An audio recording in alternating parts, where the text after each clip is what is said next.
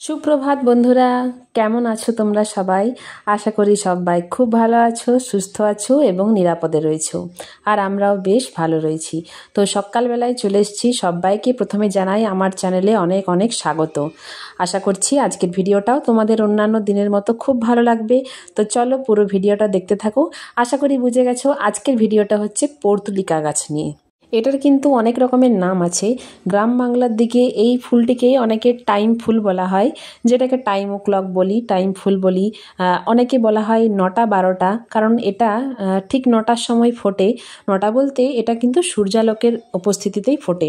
যখন সূর্যের আলো পড়বে ঠিক সেই সময়তেই এই ফুলটি ফোটে। আর যখন সূর্যের আলো আস্তে আস্তে অস্ত চলে যায়, আস্তে আস্তে বন্ধ হয়ে আসে, তখন এই ফুলটিও বন্ধ হয়ে যায়। তো সেই কারণেই আলোর উপস্থিতি অনুযায়ী এই ফুলটার নাম হচ্ছে 9টা 12টা। এই ফুলটি মূলত গ্রীষ্মকালীন ফুল, মানে সূর্যের আলো যখন থাকবে তখনই কিন্তু এই ফুলটি খুব ভালো ফোটে।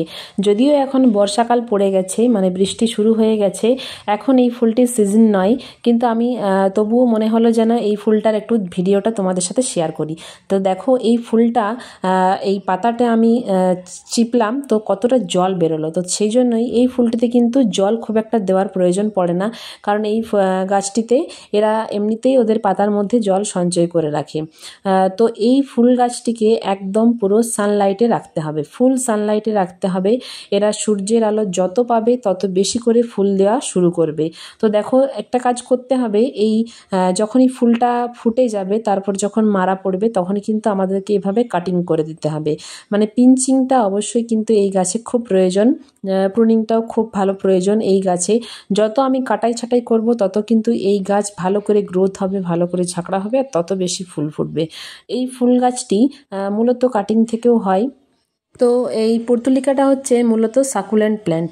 তো সেই জন্য যারা সাকুলেন্ট প্ল্যান্ট হয় তাদের ক্ষেত্রে জলটা খুব একটা বেশি দেওয়ার প্রয়োজন পড়ে না। আমি তোমাদেরকে দেখালামই যে এরা পাতাতে জল সঞ্চয় করে রাখে। তো সেই জন্য ওয়াটারিংটা একটু বুঝে শুনে করা দরকার। যখন মাটি শুকনো থাকবে তখনই কিন্তু আমি জল প্রয়োগ করব। আর এখানে দেখো আমি একটা শেডের মানে ব্যালকনির মধ্যে রেখেছি, সেটাতে আমি একটা বোতল কেটে একটা ছোট্ট মতো টব বানিয়ে ফেলেছি। আর এইখানেও একটা আমার বোতল কেটে দেখো সুন্দর করে ডিজাইন করা আছে, মানে সুন্দর বলতে আমি যেটুকু পেরেছি। এখানে দু রকমের পর্তুলিকা লাগিয়েছি, মানে দুটো কালারের, একটা হচ্ছে পিঙ্ক কালার, আর এই দিকটাতে যে পোর্শনটা দেখলে সেটা ছিল হোয়াইট কালার, কিন্তু হোয়াইট কালারের ফুল বোধহয় একটাও ফোটেনি এখনও। কিন্তু দেখো পিঙ্কটা এত সুন্দর ফুলটা দেখতে, এটা হচ্ছে থোকাটা অনেকটা অন্যরকমও থাকে, কিন্তু দেখো সাদাটা এদিকে ফোটেনি। তো ওইখানেও দেখো যে জানলার শেডে আছে না, ওইখানেও বোতলে করে কেটে কেটে পর্তুলিকা গাছই সব লাগানো আছে, সাদা আছে আর পিঙ্কটা আছে। তো এইভাবে যদি আমরা কাটিং করে করে সুন্দর করে লাগিয়ে দিতে পারি, পর্তুলিকা কিন্তু কাটিং থেকেও খুব ভালো জন্মায়। মানে এই গাছটার বলতে পারো খুব একটা যে জ্বালা, সেই জ্বালাটা নেই, মানে যেখানেই আমি কাটিংটা লাগিয়ে দেবো সেইখানেই কিন্তু খুব সুন্দরভাবে বেড়ে উঠবে। আর এই বোতলটাতে আমার লাগানো রয়েছে প্রায় 1.5 বছর হলো, কিন্তু ফুল মোটামুটি দিয়েই যাচ্ছে এরা। এদের ফুল দেওয়ার কোনো বিরাম নেই। শীতকালটাতে একটু কম দেয় আর এই বর্ষাকালটাতে একটু কম দেয়, তাছাড়া কিন্তু সারা বছরই এই গাছটাতে মোটামুটি ফুল খুব ভালো পাওয়া যায়। এইখানে দেখো যেটা বলছিলাম যে মোটামুটি 4টে কাজ করলেই কিন্তু এই গাছটা খুব সুন্দরভাবে বেড়ে ওঠে আর খুব সুন্দর আমরা বেশি পরিমাণে ফুল পাবো। আমার এখন যে ফুল আছে তার থেকেও কিন্তু খুব ভালো বেশি ফুল পাবো। তো তোমরা গ্রীষ্মকালে বা শীতকালের শেষের দিকে এই কাজটি অবশ্যই করো। এক হচ্ছে মাটি তৈরি করো খুব ভালোভাবে, ড্রেনেজ সিস্টেমটা খুব ভালো করো।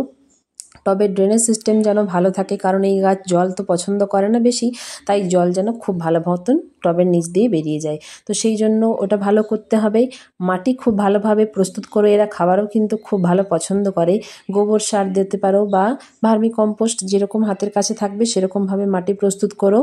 আর হচ্ছে এদের খাবার যখন প্রয়োগ করবে, বর্ষাকালে কিন্তু অবশ্যই খাবারটি প্রয়োগ করো না।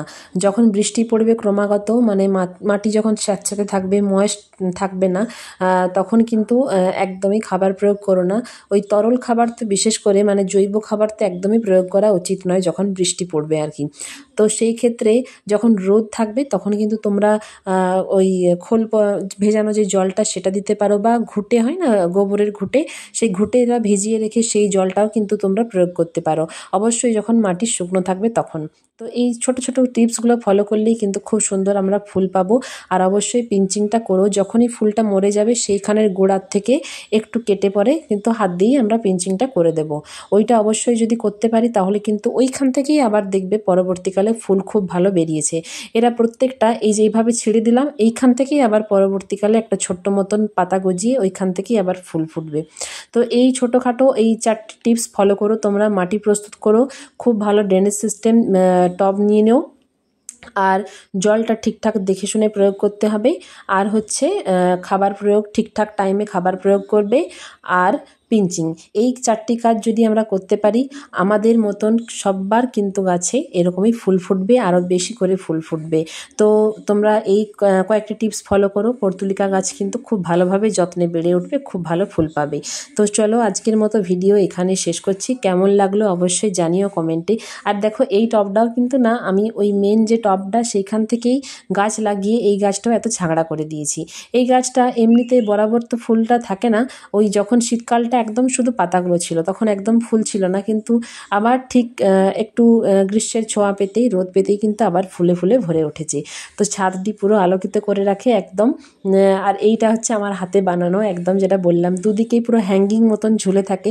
হ্যাঙ্গিংগুলো দেখতে কিন্তু বেশ ভালো লাগে, এই গাছগুলো বেশ ঝুলে থাকে, হ্যাঙ্গিংগুলো ফুলগুলো বেশ সুন্দর ফুটে ওঠে, পুরো চারিদিকটা একদম দারুণ লাগে দেখতে।